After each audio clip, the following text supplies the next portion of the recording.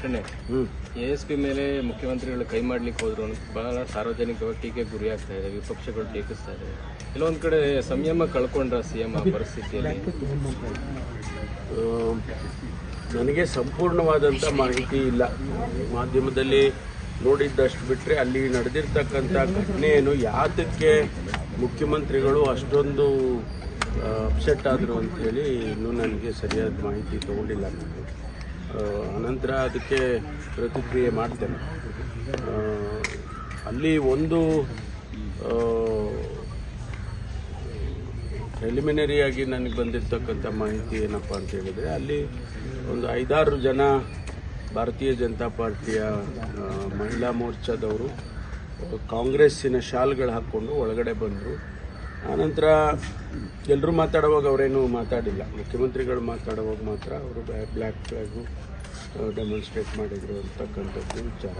ಅದಕ್ಕೆ ಲ್ಯಾಪ್ಸಸ್ಸು ಇಲಾಖೆಯಿಂದ ಆಗಿದೆಯಾ ಏನು ಅದನ್ನೆಲ್ಲ ನಾನು ಮಾಹಿತಿ ಕೊಡೋದಕ್ಕೆ ನಮ್ಮ ADG ಎಲ್ಲಂದು ಹೋಗಿ ಹೇಳಿದ್ದೇನೆ.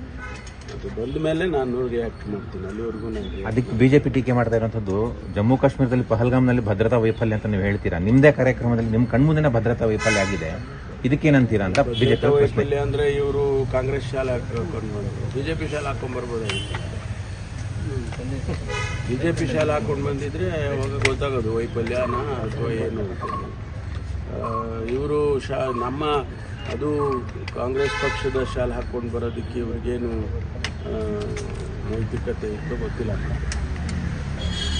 CM ಆ ವರ್ಷನೇ ಬೇಡಾಗಿತ್ತು ಅನ್ನೋದು ಅದೇನೋ ಹೇಳಿದ್ನಲ್ಲ. ಯಾತಕ್ಕೆ ಎಲ್ಲ ಏನಾಗುತ್ತೆ ಅಂದರೆ ಇದ್ರ ಹಿಂದೆ ಏನಾದರೂ ಒಂದು ನಡೆದ್ಬಿಡುತ್ತೆ.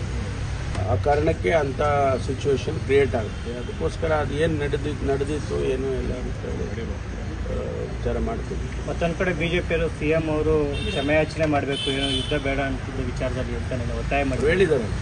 ನಾನು ಯಾವ ಉದ್ದೇಶಕ್ಕಾಗಿ ಆ ರೀತಿ ಹೇಳಿದೆ ಅನ್ನೋದನ್ನು ಮುಖ್ಯಮಂತ್ರಿಗಳಾಗಲೇ ಕ್ಲಾರಿಫೈ ಮಾಡಿದ್ದಾರೆ. ಮತ್ತು ಅಗತ್ಯ ಬಿದ್ದಾಗ ನಾವು ಮಾಡೋದಕ್ಕೇನು ಹಿಂದೆ ಮುಂದೆ ನೋಡಬಾರ್ದು ಅಂತಲೂ ಹೇಳಿದ್ದಾರೆ.